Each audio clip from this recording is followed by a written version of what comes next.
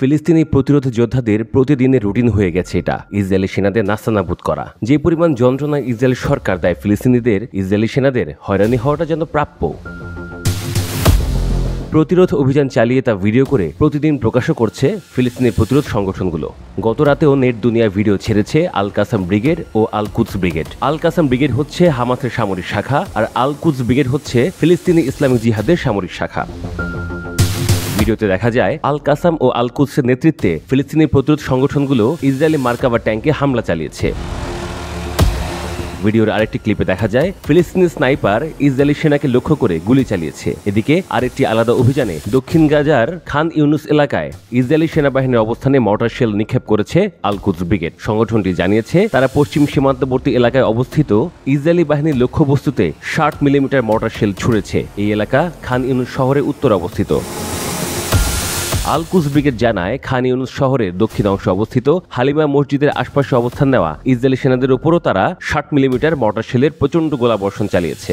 সংগঠনটির পক্ষ থেকে হামলার এই তথ্য জানানো হলেও তাৎক্ষণিকভাবে ইসরায়েলি সেনাবাহিনী কোনো প্রতিক্রিয়া জানায়নি। কিন্তু গাজার দক্ষিণাঞ্চলে বিশেষ করে খান ইউনিসে টানা কয়েক মাস ধরেই ইসরায়েলি বাহিনী ও ফিলিস্তিনি প্রতিরোধ সংগঠনগুলোর মধ্যে তীব্র সংঘর্ষ চলছে। অন্যদিকে ফিলিস্তিনি সাধারণ জনগণের উপর নারকীয় যজ্ঞ চালিয়ে যাচ্ছে ইসরায়েলি সেনারা। গাজার মধ্যাঞ্চলে একটি ক্লিনিকের সামনে পুষ্টিকর সম্পূরক খাবারের জন্য লাইনে দাঁড়িয়ে থাকা 8 শিশু ও 2 নারী সহ কমপক্ষে 15 জন ফিলিস্তিনি নিহত হয়েছেন বলে এটি হাসপাতাল জানিয়েছে।